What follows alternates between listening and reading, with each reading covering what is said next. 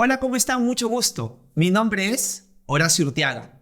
El día de hoy vamos a continuar con la serie de estudios en el libro de Mateo. Hoy día vamos a continuar con el capítulo 5. La semana pasada o la clase anterior empezamos a ver lo que se conoce como el Sermón del Monte. Y estamos específicamente en la sección que se conoce como las bienaventuranzas. Así que hoy día vamos a avanzar 3 bienaventuranzas más y vamos a ver qué es lo que Dios nos muestra a nosotros en estos 3 versículos. Como ustedes recordarán, estamos usando la versión de la Biblia Reina Valera contemporánea. Pero antes de leer los 3 versículos de hoy, vamos a hacer un repaso de lo que es y lo que contiene el Sermón del Monte. El Sermón del Monte, que arranca en el capítulo 5 y termina en el capítulo 7, es un sermón que está enfocado específicamente a los discípulos de Jesús. Es un sermón para sus discípulos, no para la gente en general. Es específico para los discípulos. Como dije en la clase anterior, hay momentos en los que Jesús se va a enfocar también en un público más amplio. Pero en general, el sermón está enfocado en sus discípulos. No solo eso, sino que también el Sermón del Monte es un sermón que contiene enseñanzas que solo se pueden obedecer con el poder del Espíritu Santo. Si tú intentas obedecer el Sermón del Monte con tus propias fuerzas, no vas a poder. Por las puras es una misión imposible. Si tú quieres obedecer el Sermón del Monte, necesitas el Espíritu de Dios en ti. Y para eso, tú tienes que entregarle tu vida a Jesús. Porque cuando nosotros decidimos seguir a Jesús, Él nos promete el poder y la presencia de su Espíritu Santo en nosotros. Por lo tanto, el Sermón del Monte no solamente es un sermón para los discípulos, sino que también es un sermón que solo se puede cumplir con el poder del Espíritu Santo. En otras palabras, no se puede cumplir con nuestras fuerzas, sino con sus fuerzas. Esa es la segunda característica del Sermón del Monte que compartí en la clase anterior. Otra característica del Sermón del Monte es que el enfoque está en que un discípulo debe vivir de la manera que se explica en el Sermón del Monte mientras espera la llegada del reino de Dios. El Señor va a volver, Jesús va a volver y va a establecer su reino. Pero mientras nosotros estamos en ese periodo esperando a la expectativa de que venga Jesús, ¿cómo debemos vivir? El Sermón del Monte lo responde.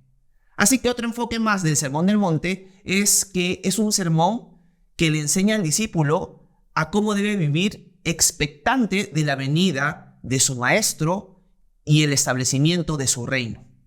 Y por último, el Sermón del Monte es un sermón que expande, que explica la justicia de Dios.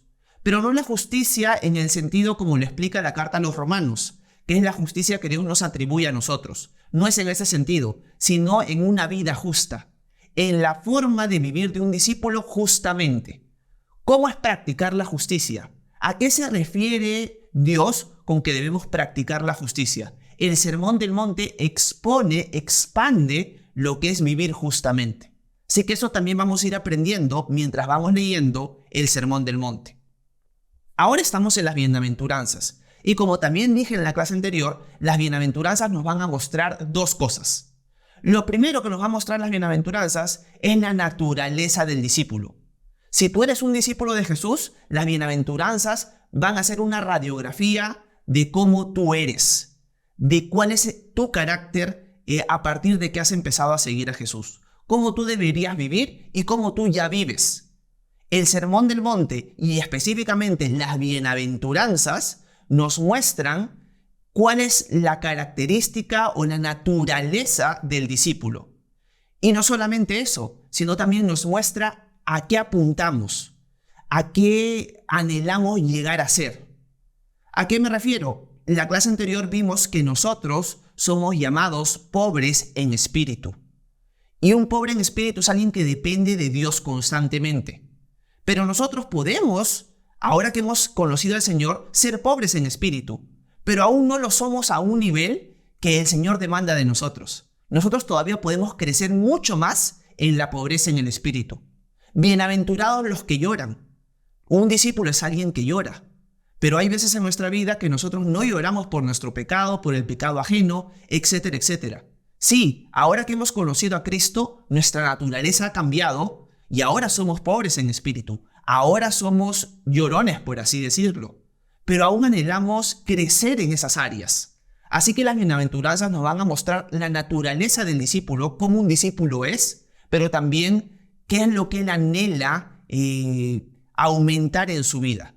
Si tú quieres madurar y crecer, estas áreas, pobre en espíritu, el que llora, deben ser áreas que tú deberías anhelar crecer en ellas.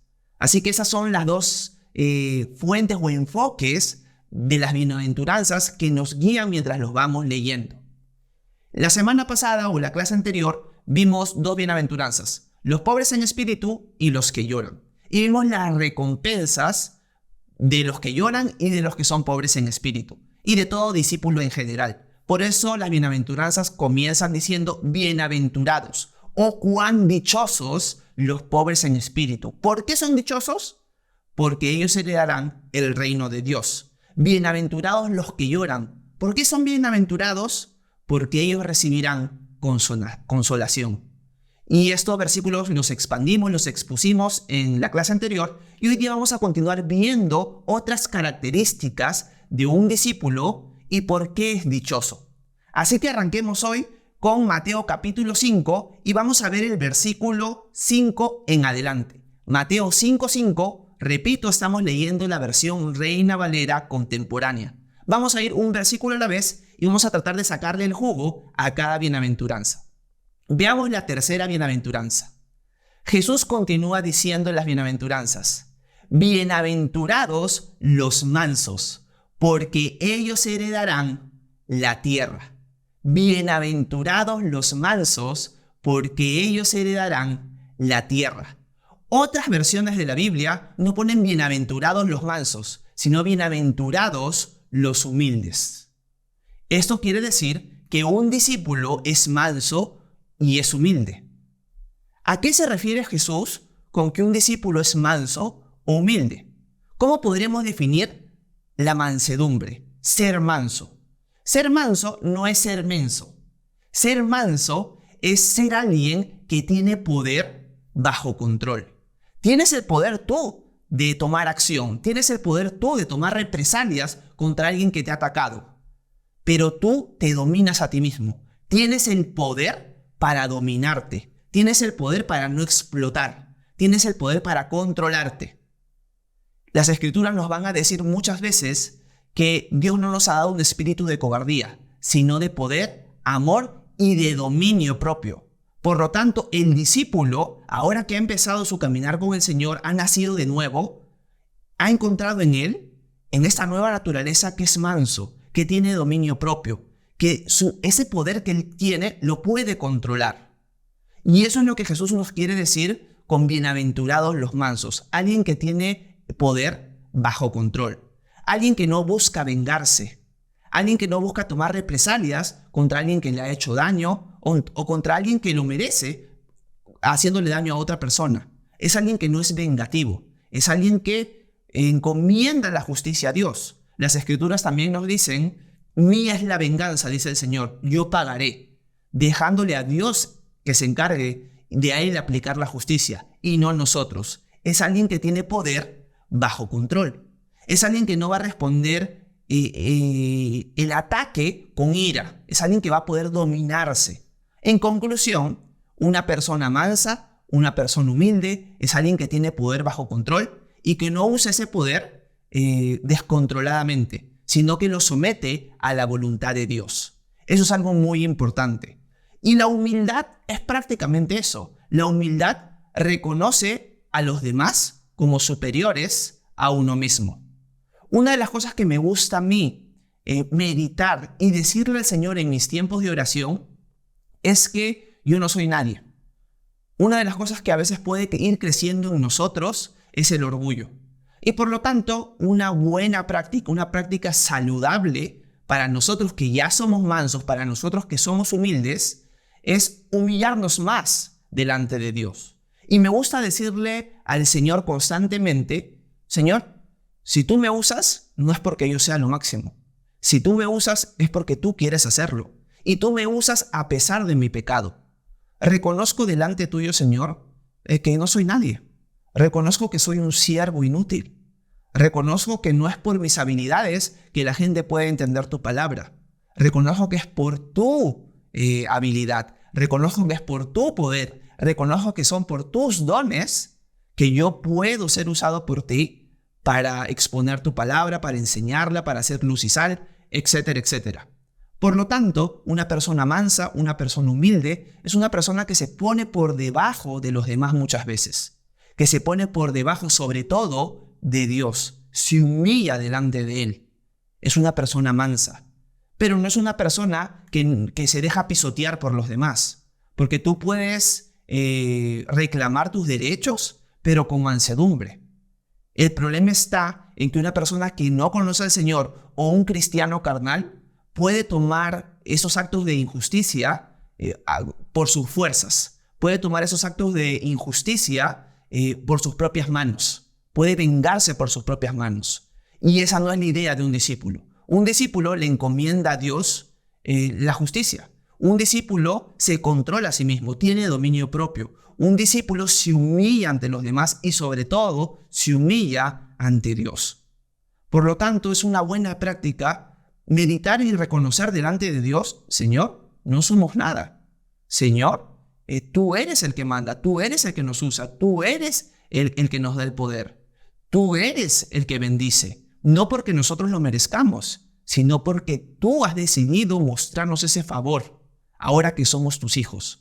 Eso es algo muy importante de poner en práctica. Humillarnos constantemente delante de Dios y también delante de los demás. Entender que no somos mejores que nadie y no tomar unas actitudes orgullosas. Un pasaje que me encanta acerca de la humildad delante de Dios sobre todo se encuentra en Primera de Pedro capítulo 5 y se los quiero leer.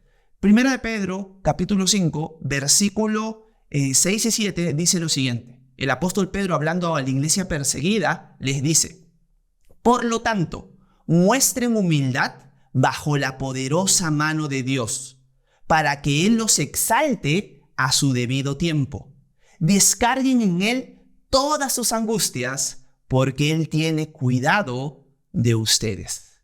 Me encanta este pasaje porque es: humíllate delante de Dios, humíllate bajo su poderosa mano, para que Él te exalte a su debido tiempo. Él se encargará de exaltarte a ti, pero en el tiempo de Él.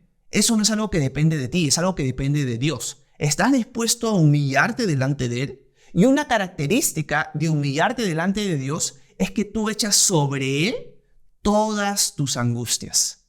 Me encanta porque Pedro acá da la idea de que tienes una mochila cargada y que tú la tiras con todas tus fuerzas delante del Señor.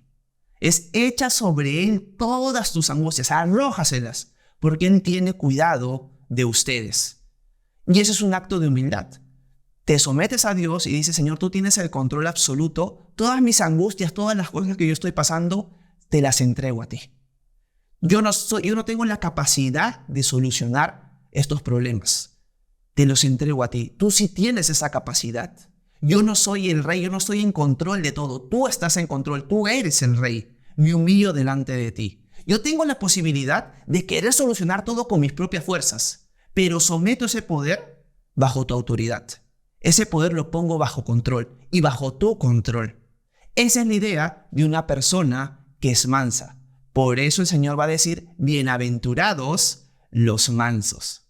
Y es la misma actitud que Jesús tuvo cuando Él estuvo siendo juzgado injustamente antes de su crucifixión. Si ustedes leen Mateo 26, si ustedes leen Primera de Pedro, Pedro va a decir que aunque a Jesús lo insultaban y lo maldecían, Él nunca respondió con maldición, sino que Él encomendó su causa a Dios que juzga justamente. Jesús guardó silencio. Jesús tenía el poder de poder eliminar a todos los sacerdotes, fariseos injustos que lo estaban juzgando.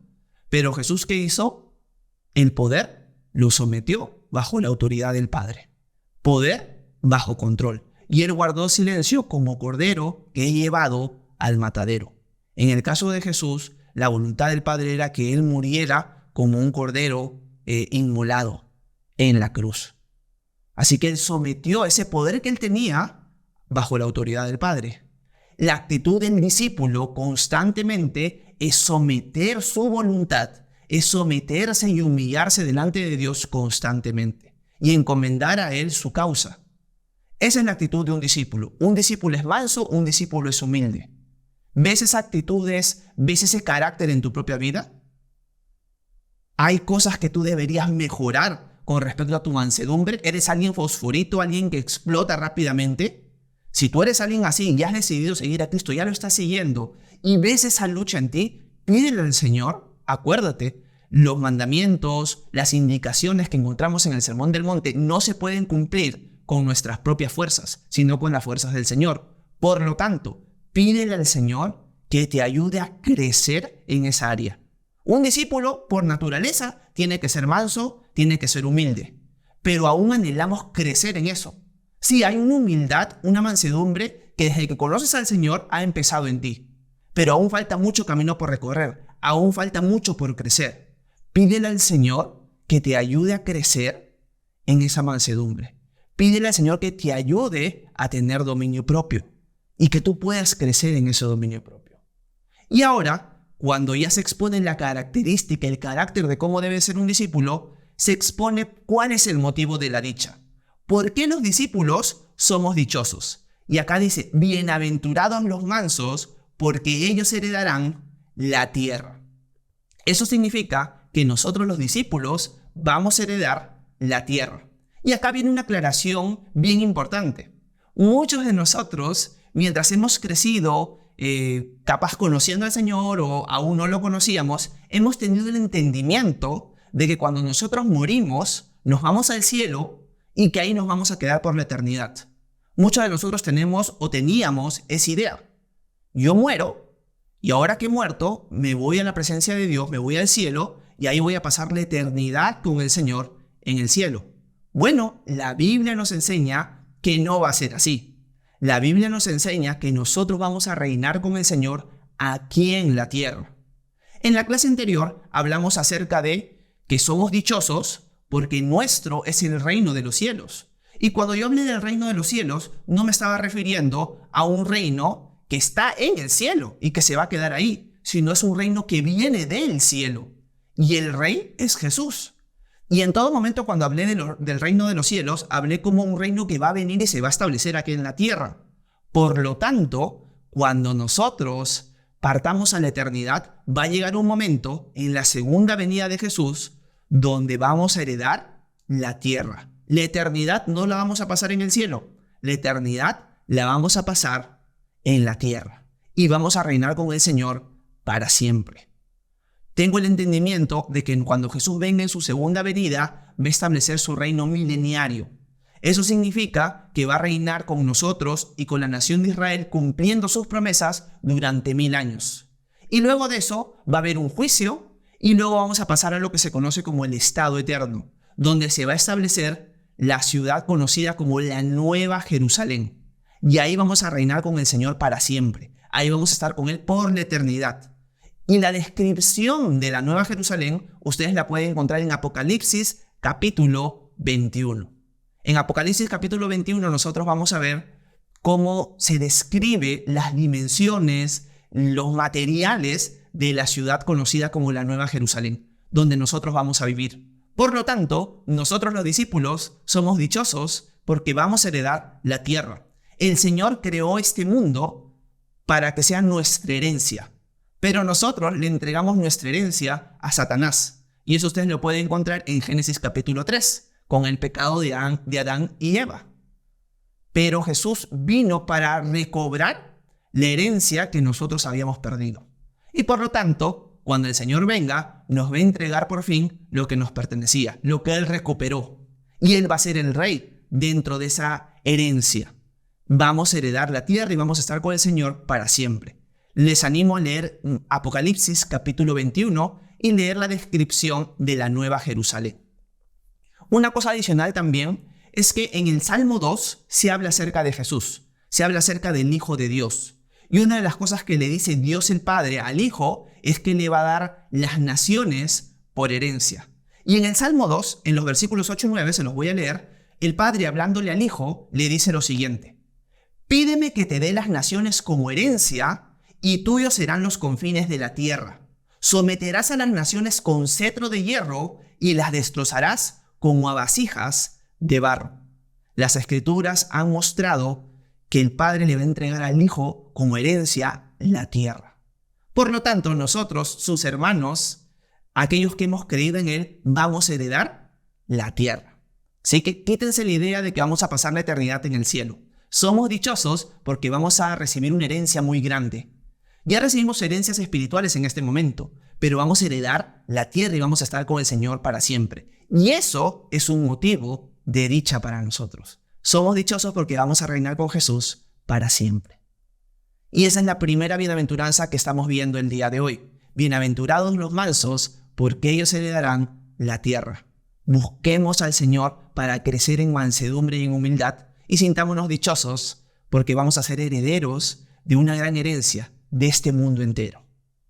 Pasemos ahora a la siguiente bienaventuranza. Acompáñenme al versículo 6 del capítulo 5. Dice Jesús, continuando con ellas, con las bienaventuranzas: bienaventurados los que tienen hambre y sed de justicia, porque ellos serán saciados. Bienaventurados los que tienen hambre y sed de justicia, porque ellos serán saciados. La idea aquí es de un hombre que se muere, pero se muere de hambre y también se está muriendo de deshidratación. Se está muriendo de sed. Anhela con todas sus fuerzas, con toda su alma, poder meterse un pan a la boca. Anhela con todas sus fuerzas, con toda su alma, tomar algo, beber algo, pero no lo encuentra. Lo anhela desesperadamente, gime por eso, pero no lo encuentra. Y la idea acá es que ese gemir, ese anhelo, ese deseo del discípulo es por la justicia. Es porque haya justicia aquí en la tierra. Conclusión: un discípulo es alguien que anhela con todas sus fuerzas, con toda su alma, que se establezca la justicia aquí en este mundo. Que este mundo sea justo, que en este mundo se practique la justicia. Ese es el deseo de un discípulo. ¿Ves ese deseo en ti? ¿Ves el mundo comportándose injustamente y hierves de desesperación, de frustración, de cólera al ver tanta injusticia en este mundo? ¿Sientes tristeza, sientes hasta ira por la injusticia que hay en este mundo? Bueno, un discípulo anhela que por fin se establezca la justicia. Un discípulo detesta con toda su alma la injusticia.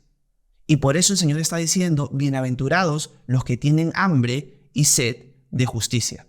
Así que un discípulo gime y anhela que este mundo sea justo. Ven la injusticia alrededor, ven la injusticia en el gobierno, ven la injusticia en las casas, ven la injusticia en las familias, ven la injusticia en los barrios, en las ciudades, ven injusticia por todos lados. Y esa injusticia al discípulo lo molesta. ¿Te molesta la injusticia? ¿Sientes tristeza, ira, decepción al ver este mundo practicando la injusticia de una manera tremenda? Si tú eres un discípulo, deberías sentir eso. Si tú no lo estás sintiendo, pídele al Señor que te ayude a aborrecer cada día más la injusticia. Anhela con todas tus fuerzas que venga el Señor a establecer justicia. Y ese es el deseo de un discípulo. Por lo tanto, un discípulo gime con todas sus fuerzas al ver la injusticia en este mundo. Pero también un discípulo gime sabiendo que los injustos todavía no son juzgados. Un discípulo gime porque se da cuenta, porque ve que los injustos todavía no son juzgados. ¿A qué me refiero? Muchas personas hoy en día han muerto practicando la injusticia. Un ejemplo básico, claro, sería Adolfo Hitler, de la Alemania nazi. Cometió atrocidades de asesinatos. Millones de personas murieron bajo su régimen. ¿Esa persona ha sido juzgada justamente? Esa persona se fue a la eternidad sin ser juzgado como correspondía. ¿Va a haber un juicio para esa persona? Una persona que no cree en Dios piensa que ahí se acabó todo. Y que esa persona, por más que mató, torturó, fue corrupta y hizo un montón de cosas más, muere, termina ahí. No hay nada más. No hay justicia que se va a aplicar a esa persona, porque esa persona se salió con la suya. Vivió con placeres, con poder, siendo injusto, y se murió. Y todo termina ahí. Pero para nosotros que sabemos que Dios es real, para nosotros que hemos decidido seguirlo, sabemos que esas personas injustas que se han muerto saliéndose con la suya, no se han salido con la suya, sino que van a recibir justicia. Y el discípulo anhela que este mundo practique la justicia, aborrece la injusticia, pero también anhela que el injusto sea juzgado. Anhela que el injusto sea juzgado. Por eso acá dice el Señor, bienaventurados los que tienen hambre y sed de justicia. Un ejemplo de alguien que gemía por la injusticia que estaba viendo a su alrededor es el profeta Habacuc. Habacuc es un libro del Antiguo Testamento y Habacuc está gimiendo delante de Dios porque la nación de Israel, el pueblo de Dios, está corrupto, es injusto a gran escala. Y Habacuc ve que la injusticia sale a la luz, sale a flote en el sentido de que prospera. Los injustos prosperan y los justos menguan. Y Habacuc no entiende por qué el injusto está que prospera, por qué el injusto se sale con la suya. Y clama al Señor gimiendo porque él anhela la justicia. ¿Y qué le dice Dios? Tranquilo, Habacuc. Va a llegar un momento, y no falta mucho, en que yo voy a enviar un pueblo, los caldeos, los babilonios, para destruirlos a ustedes por su injusticia.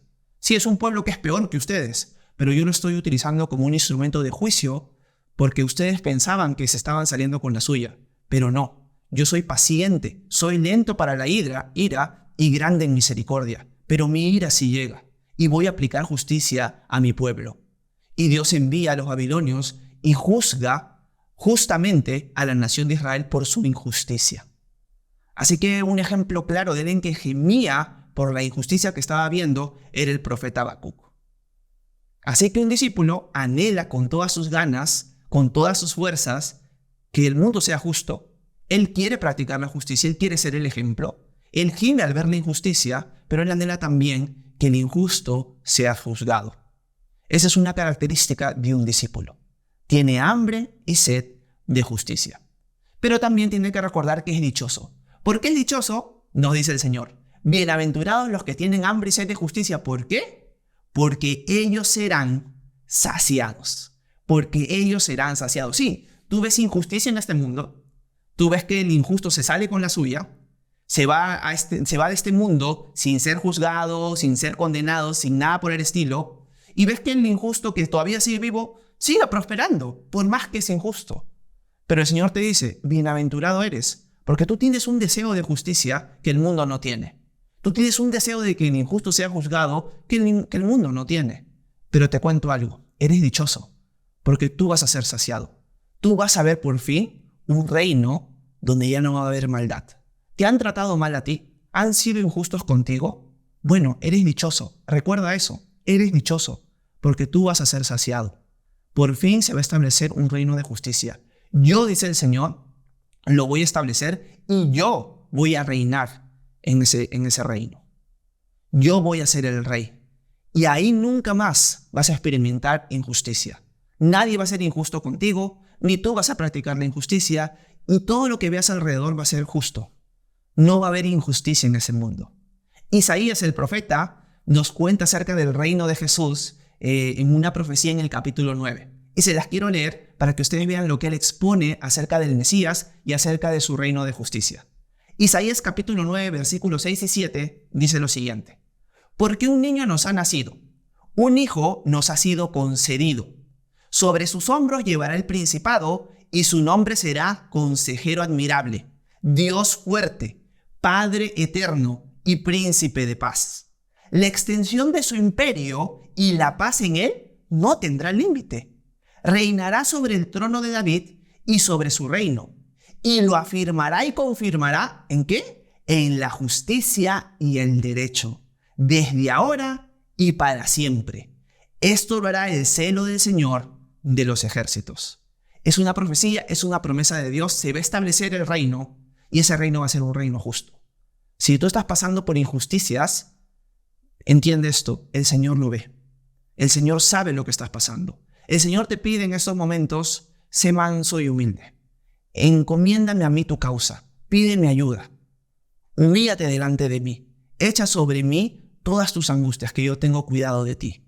Pero también quiero que entiendas algo, que eres dichoso, que eres bienaventurado, ¿Por qué? Porque esta injusticia que tú estás viviendo, esta hambre y sed de justicia que tú tienes, que no la ves, te cuento algo. Tú vas a ser saciado. Vas a estar en mi reino y ese reino es un reino justo. Nadie nunca más va a ser injusto contigo. Porque yo voy a estar en control de todo. Yo voy a estar a cargo. Y yo soy justo. No hay nadie más justo que yo. La perfección de justicia soy yo. La justicia es mi persona. Por lo tanto, vas a ser saciado. Dichoso eres. Porque por fin se va a acabar la injusticia en este mundo y la injusticia que te han hecho a ti. Pero también te digo que en mi reino no va a haber injusticia. Si tú eres una persona injusta, si tú eres una persona que piensas que te está saliendo con la tuya, aún no has decidido humillarte delante de mí, te pido que te arrepientas. Porque no te vas a salir con la tuya. Yo vengo a este mundo a juzgarlo. ¿Estás listo para recibir mi juicio? Yo te animaría a que pusieras mi fe, o tu fe, perdón, en mí, dice el Señor. Arrepiéntete antes de que venga. No esperes el último momento, porque yo veo tu injusticia. Y eso sería un mensaje para el justo, pero también para el injusto. Por eso el Señor está viendo todo. No hay nada que escape de sus ojos. Y algo que ustedes pueden experimentar leyendo en el libro de Apocalipsis es la justicia de Dios, la ira de Dios. Sí, así como Él va a establecer su reino acá en la tierra, el injusto no se va a salir con la suya. El injusto que está muerto va a ser juzgado. Y el injusto que está vivo en un futuro que personalmente pienso que no es muy lejano, Dios va a derramar su ira sobre la tierra. Va a juzgar justamente en vida a los injustos. Y en la eternidad nuevamente van a recibir juicio. Va a ser un juicio por partida doble, aquí en la tierra y en la eternidad. Si ustedes quieren ver cómo es el juicio de Dios aquí en la tierra, cómo es la ira de Dios que se viene, que se acerca ya, lean el libro de Apocalipsis, sobre todo desde los capítulos 6 en adelante. Ahí van a ver la ira de Dios manifestada en un futuro sobre la humanidad que lo ha rechazado, sobre la humanidad que practica la injusticia y piensa que se va a salir con la suya. Pero repito, para continuar con los siguientes versículos, si tú estás sufriendo injusticias, bienaventurado eres, porque tú vas a ser saciado. Es algo muy importante de recordar. Terminemos esta sección, esta enseñanza, con la última bienaventuranza que vamos a ver hoy. Y esta está ubicada en el versículo 7. Jesús continúa mostrando la dicha de sus discípulos y el carácter y la naturaleza de ellos, diciendo lo siguiente. Bienaventurados los misericordiosos, porque ellos serán tratados con misericordia. Bienaventurados los misericordiosos, porque ellos serán tratados con misericordia. ¿Qué es un misericordioso? ¿Qué es tratar a alguien con misericordia? Misericordia se podría expresar de la siguiente manera. Es no darle a alguien lo que merece. ¿Ves que alguien merece un castigo? Es retener el castigo de esa persona. Es tener misericordia de ella. Merece ser castigada, pero tú sostienes, retrasas, frenas el castigo a esa persona. Tienes de ella misericordia. Es el deseo de quitar los males de una persona que se lo merece. Es una persona que se merece los males que tiene, pero es un deseo de quitarle esos males. Y el ejemplo más perfecto, más claro de misericordia que nosotros podemos ver en la humanidad, en la historia misma y sobre todo en las Escrituras, es el sacrificio de Jesús por nosotros en la cruz. Pónganse a pensar lo siguiente. Nosotros somos pecadores. Nosotros somos creados a la imagen de Dios. Nosotros hemos sido creados con una ley interna. Sabemos lo que es bueno y lo que es malo. Sabemos desde un comienzo que mentir está mal, que robar está mal, que insultar a otro está mal. Pero aún así, sabiendo que está mal, lo hacemos. Por más que nuestro Creador nos ha puesto esa ley en nuestros corazones, nosotros atentamos contra ella, la quebramos, violamos la ley constantemente. Por lo tanto, nosotros somos culpables. Si tú y yo partimos el día de hoy a la eternidad y somos juzgados por nuestros actos, por nuestras obras, vamos a ser declarados culpables. Dios es justo, Dios es santo, perfecto. Tú no puedes escapar de su justicia. Y tú eres culpable. Yo soy culpable. Por lo tanto, el veredicto es la eternidad sin Dios, el infierno. Eso es lo que es el infierno. La presencia de Dios no está ahí. Sus bondades no están ahí. Es como que te enviara a una cárcel eterna, porque has afrentado a un Dios eterno. Por lo tanto, el castigo es eterno. Merecemos eso. Pero Dios, ¿qué hizo? Nos mostró misericordia. ¿En qué sentido? Nosotros merecemos la ira de Dios, pero Dios ha decidido perdonarnos esa ira, pero a un costo grandísimo. Él mismo tuvo, por amor, que hacerse hombre y venir y recibir insultos de parte de su creación rebelde, recibir golpes, recibir rechazos, recibir burlas y terminar siendo crucificado por nosotros, para luego ser sepultado y derrotar a la muerte y resucitar al tercer día, mostrándonos que Él era Dios, mostrándonos que Él era justo, que Él era perfecto y que todo lo que había sucedido era según su plan, para cargar sobre Él el pecado de nosotros. El justo pagó por los injustos que somos nosotros. El ser más piadoso del universo murió por los impíos que somos nosotros. Ese es el mayor acto de misericordia que nosotros podemos experimentar. Y es tan misericordioso que nos dice: yo ya hice todo el trabajo, tú solamente inclínate delante de mí. Reconóceme a mí como tu Rey, como tu Salvador, como tu Señor, como tu Dios. Y todos tus pecados van a ser borrados, porque yo ya los cargué por ti en la cruz. Yo ya pagué por ti.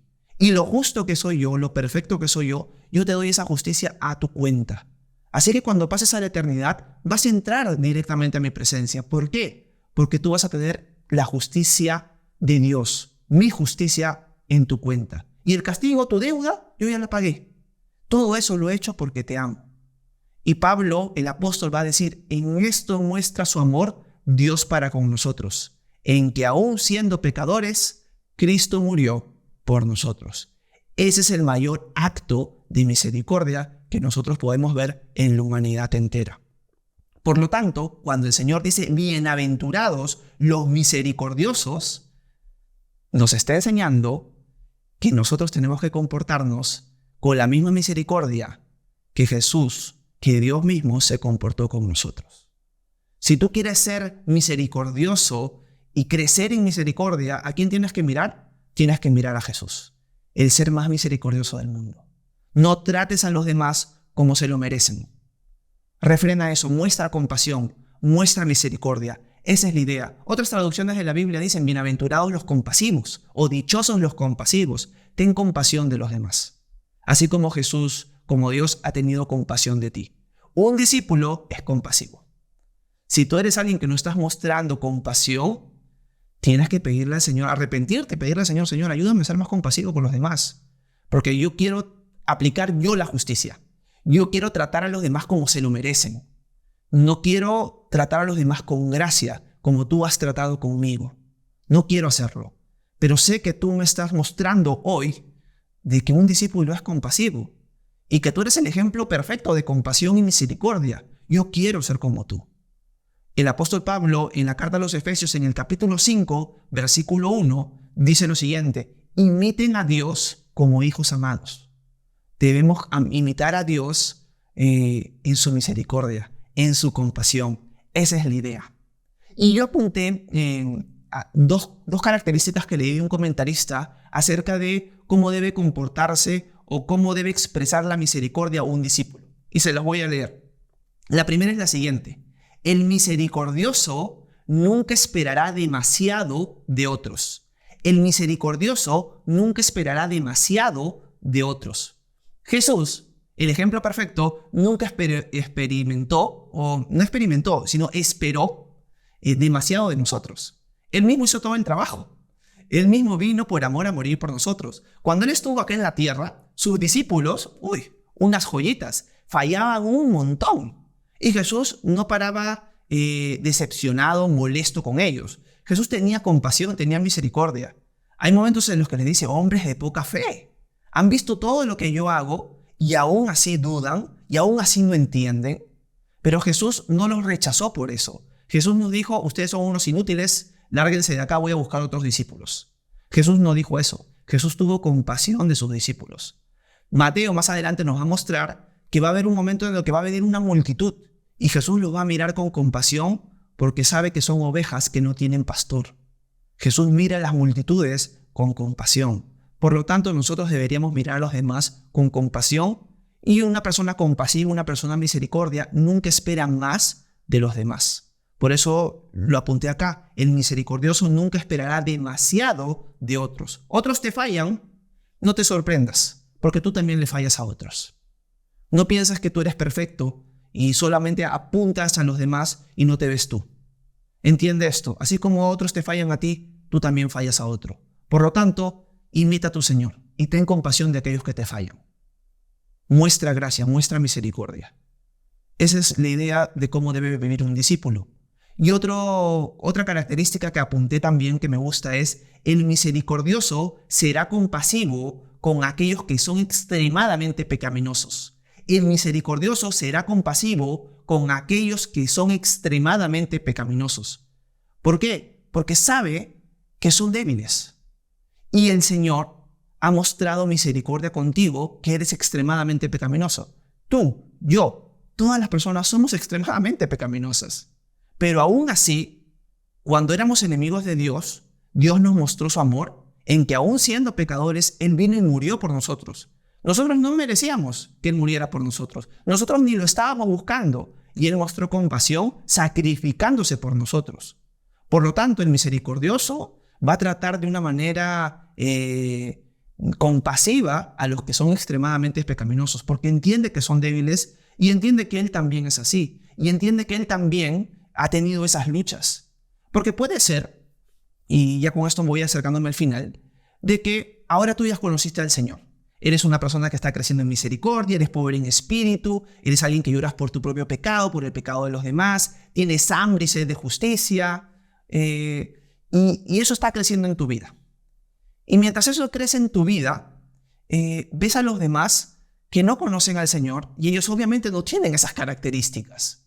Porque ellos no han nacido de nuevo, ellos no tienen el Espíritu de Dios, son personas que aún no lo conocen. Y tú, en lugar de verlos con compasión, sabiendo que ellos están experimentando eso por su falta del Señor, y que tú la tienes gracias a Dios, no gracias a ti, los tratas con odio, los tratas con orgullo, los tratas con desprecio. Bueno, Jesús nos está diciendo: discípulos, ustedes no deberían ser así. Ustedes tienen que mostrar misericordia, así como yo he mostrado misericordia con ustedes. Entiendan esto, discípulos. Yo morí también por ellos. Si ellos me rechazan, es su decisión. Pero ustedes, que son mis representantes aquí en la tierra, tienen que mostrar la misma compasión que yo mostré con ustedes y con ellos. Así que un discípulo tiene que ser misericordioso. ¿Cómo te va con eso? ¿Eres misericordioso, eres compasivo o te falta crecer? Estoy seguro que todos los que estamos viendo esto, todos los que estamos meditando en este pasaje, vamos a decir: nos falta crecer. Y si tú dices: no, yo ya llegué a la perfección de la misericordia y la compasión, arrepiéntete. Eres ciego, no te das cuenta que aún te falta crecer un montón.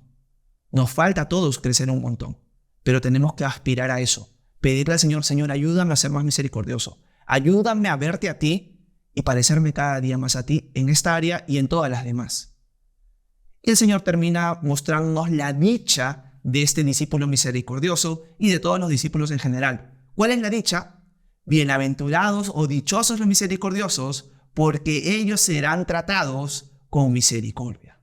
Nosotros, como ya lo había expresado de diferentes maneras, vamos a ser tratados con misericordia. ¿Por qué? Porque Jesús pagó por nosotros. Somos perdonados, somos rescatados, somos tratados con misericordia, porque el Señor tuvo que hacer una gran obra. Dios haciéndose hombre para ser insultado y vituperado por su creación. Ese es el costo que tomó Jesús para poder salvarnos a nosotros, para poder mostrarnos su misericordia. Y acá podría sacar una lección. La misericordia te cuesta algo. Ser compasivo te cuesta algo. Puede ser que signifique perder algo personal tuyo. Significa tener que morir a ti mismo, a tus deseos de tomar venganza y a un montón de cosas más. Hay un costo en ser misericordioso. Para que Jesús sea compasivo y misericordioso con nosotros, tuvo que pagar un precio. Y fue el precio más alto: derramar su sangre preciosa por nosotros en la cruz. Ser insultado por nosotros, siendo Él el dueño de todo. Eso le costó al Señor mostrarnos misericordia y compasión. Por lo tanto, no piensas que es gratis la misericordia y la compasión con respecto a ti. Te va a costar algo, pero esa es una característica de un discípulo. Y por lo tanto, el Señor nos va a tratar con misericordia y eso es un motivo de dicha. Somos dichosos porque el Señor nos va a tratar con misericordia. Es más, somos dichosos porque cuando entremos a la presencia de Dios, vamos a ver a Jesús mismo con sus marcas de la cruz en su cuerpo. ¿Por qué Jesús conserva hasta ahora las marcas de su cruz? Porque son una medalla de honor de lo que Él hizo por nosotros. Jesús está tan feliz, tan orgulloso en un buen sentido de haber muerto por nosotros, que Él conserva hasta ahora las marcas de la cruz en Él, para que cuando nosotros veamos, recordemos lo que le costó a Él, que Él ahora puede expresarnos a nosotros misericordia y compasión y darnos la vida eterna. Así que somos dichosos por eso, porque vamos a experimentar misericordia. Si nosotros hemos creído en Jesús, si nosotros le hemos entregado nuestra vida a Él, no debemos temer a la muerte, porque cuando entremos a la eternidad, vamos a ser tratados con misericordia. Jesús hizo todo el trabajo. Así que somos dichosos. Somos dichosos porque vamos a recibir compasión, consuelo, vamos a recibir misericordia de parte de Dios. Así que termino esta enseñanza animándolos a repasar las bienaventuranzas, a hacerse un análisis personal de qué áreas tienen que crecer más que otras, humillarse delante de Dios, pedirle a Él su ayuda para crecer en esas áreas y recordar por qué somos dichosos. Recordar que somos dichosos como vemos acá. ¿Por qué? Porque vamos a ser tratados con misericordia. Recordar que somos dichosos, ¿por qué? Porque vamos a ser saciados, vamos a estar en su reino de justicia. Se va a aplicar la justicia. Y recordar que somos dichosos, ¿por qué? Porque vamos a heredar esta tierra y vamos a estar con el Señor para siempre. Espero que estas bienaventuranzas hayan sido un ánimo para ustedes, hayan sido también un reto para ustedes, un consuelo para ustedes, y que ustedes puedan seguir creciendo en la gracia de Dios. No solo ustedes, sino yo también. Porque al ver las bienaventuranzas nos damos cuenta que nos falta mucho. Pero que en ese caminar, mientras vamos pareciéndonos más a Cristo, tenemos que recordar que somos dichosos. Que Dios los bendiga.